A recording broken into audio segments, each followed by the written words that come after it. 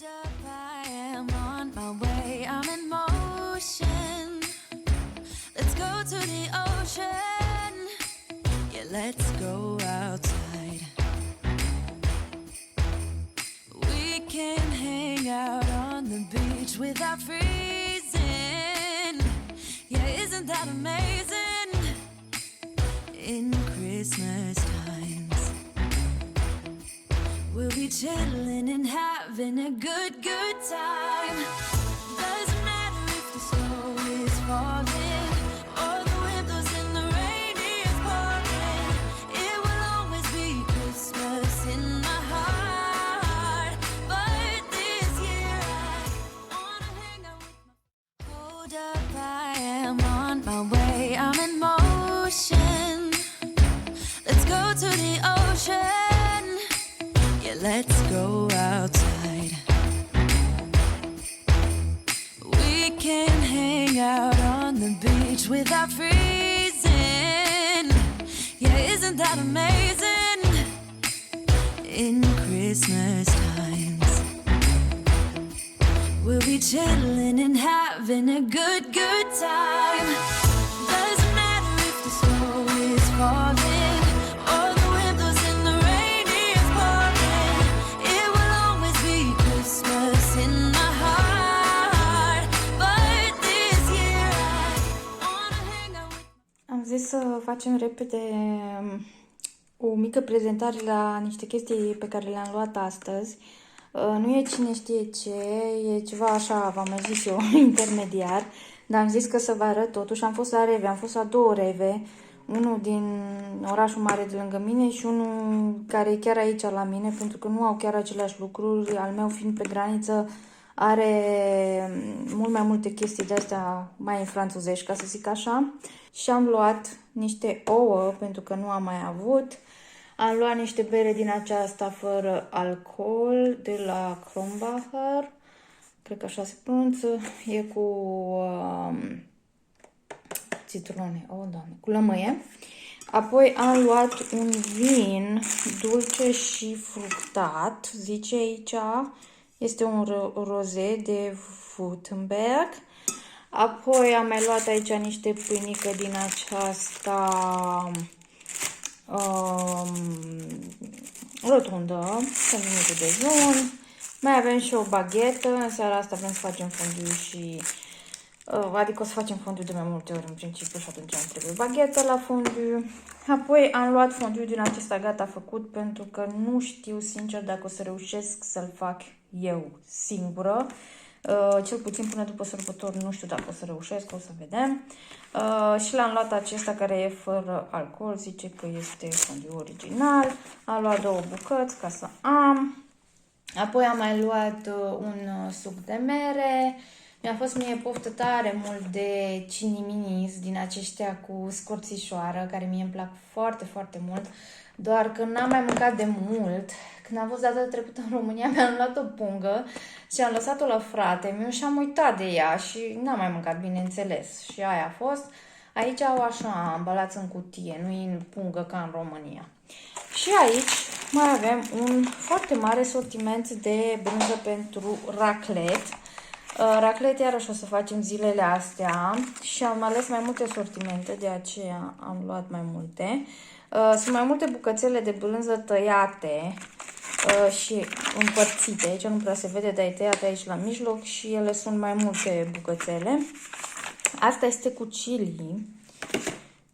Asta este afumată și afumată mie îmi place foarte mult. Brânza aceasta, aici se vede mai bine că la mijloc e tăiată și că sunt felii. Asta este rustică, originală, zice aici. Așa arată. Și aceasta, care nu mai știu ce era cu ea, e tot o brânză pentru raclet elvețiană, zice aici. Pisicile sunt în plasă. Că de ce nu pisici în plasă?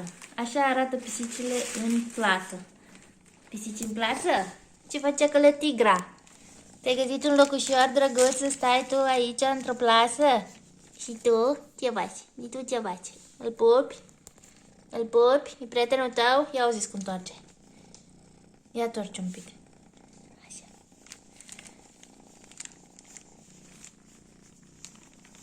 Ați auzit cum întoarce?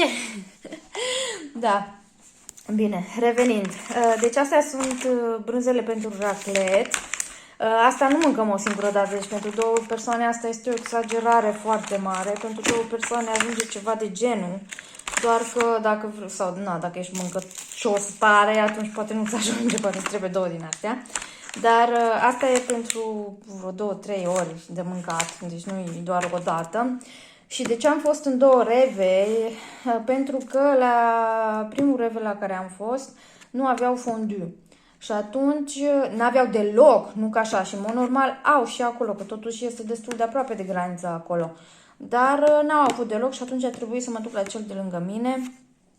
Cu toate că nu e în drumul meu, practic a trebuit să ocolesc și să mă duc la ăla și să mă întorc la mine acasă. Celălalt era în drumul meu, cum ar veni. Nu-mi prea place mie să ocolesc când merg la cumpărături, nu știu de ce am eu piticul ăsta pe creier, dar da. Și da, astea sunt chestiile pe care le-am luat, nu cine știe ce, dar o să ne facă plăcere să le mâncăm. Și da, acestea au fost cumpărăturile de la Reve de data aceasta, din Germania, bineînțeles. În România știu că nu este Reve. Dar da, pe mine m-a interesat în principal brânza pentru raclet și brânza pentru fondue, dar bineînțeles că nu există dată de la Dumnezeu în care să merg eu la supermarket și să-mi cumpăr doar lucrul ăla pentru care am zis că mă duc. Nu există. Așa că, bineînțeles, am luat mai multe chestioare, dar da, cam asta ar fi. Mi-este destul de greu să fac vlogmasul ăsta, să-l fac în fiecare zi și să filmez foarte mult, pentru că și lucrez și mai am și alte chestii de făcut și nu sunt neapărat chestii care să intre în așa ceva, într-un vlogmas. Și de aia încerc să limitez așa un pic toată treaba. Dar eu sper că totuși vă place ceea ce vă prezint și să-mi spuneți dacă mai aveți și voi alte idei. O să încerc să țin cont de ele. A plouat așa de tare, vai de mine. Dar stai la mine pe față și nu ziceți ce am pe față. De la mască, cine știe ce am prins eu în mască, nu știu. În fine. Ideea este că afară ploua extraordinar de tare. Deci când am intrat în Reve nu ploua deloc. Când am ieșit din Reve a plouat atât de tare și sunt 5 grade afară, deci e un frig și cu ploaia aia groaznic. În fine, cam asta ar fi pe ziua de azi. Vedeta zilei de azi sunt cumpărăturile de la Reve, după cum vedeți. Fondiu o să-l fac, cred că o să-l filmez într-un video separat, când pot să filmez eu așa în liniște și pace. Și o să vă fac un video doar cu asta și doar despre asta, dacă o să vă placă să vedeți așa ceva, dar eu cred că o să vă placă. Și da, ne vedem în videoul următor. V-am pupat! Pa!